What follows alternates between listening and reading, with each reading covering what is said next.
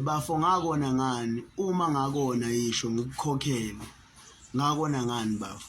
Okay,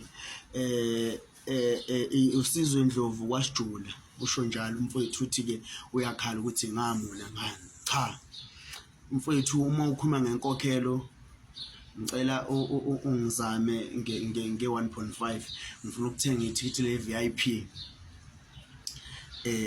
lapha na ku Blue Nation Festival ezoba seCarnival City. Ngiyadlala mfethu, ngiyadlala.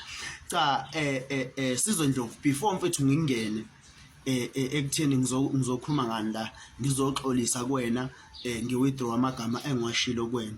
Cha ngifuna ukudlulisa lokhu mfethu. Uyabona mfethu, uma ufuna ukwazi ukuthi ubona ngani abanye abantu, uqala uyicheck ukuthi wena uhamba kanjani, ukhuluma kanjani abanye abantu, wenza ini kwabanye abantu, yini into elethe etafuleni kwabanye abantu uma benza izinto zabo ezibajabulisayo. Uma mfowethu uSizwe Ndlovu kwaSijula, ngicela uhambe emavidweni wakho uma ngabe usuwakhohliwe, uhambe uyochecka indlela odelela ngayo indlamlenze, odelela ngayo ama-Blue Nation, odicelela ngayo isithunzi sendlamlenze phansi, because kunabantu abengeke bekwazi ukuthi bayikhulumele bona uma ba-attack, because baphiwe ukuthi kunabantu abazokhona ukuthi benzeni, baba protect, understand, futhi baba defend. Yabona uma uyi-social media platform, there's no need mfowethu ukuthi expect ama-positive comment. If uyi-social media platform, you can't expect that.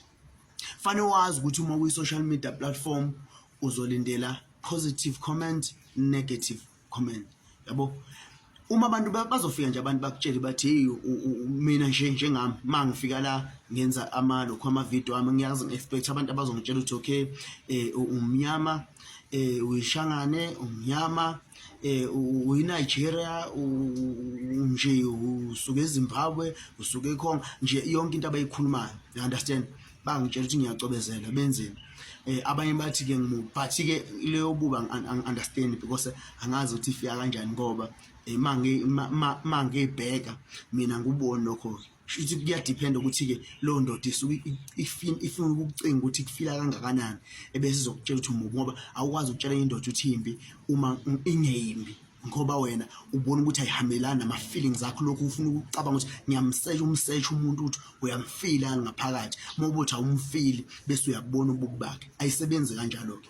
Ngisho labalandeli bama-Red Nation abanokuthi umuntu bethi mina angiboni, akukho nje lokho, ngalingi.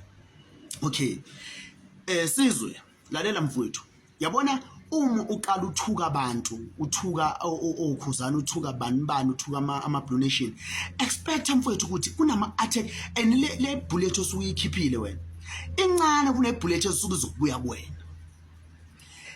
Phuma kwi-social media if ufuna ukuhlala uyindoda ehloniphekile ongakukwazi ukumelana nama-bullet eza kuwena.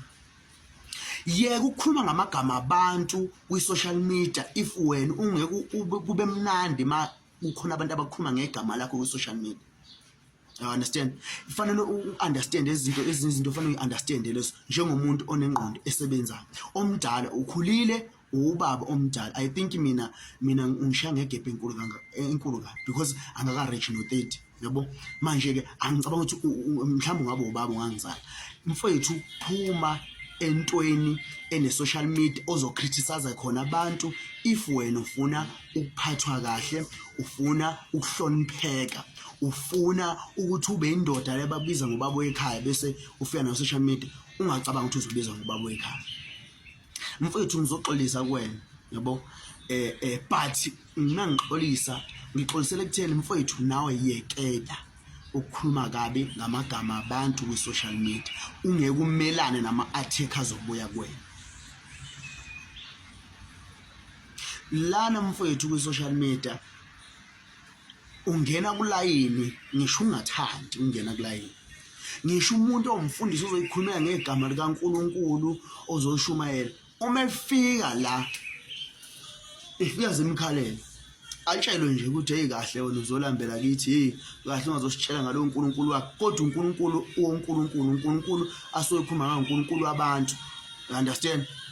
Kodwa izimkhalele but ngenxa ukuthi usuke nepurpose ukuthi lento engizoyenza mina ihamba igcine kanje.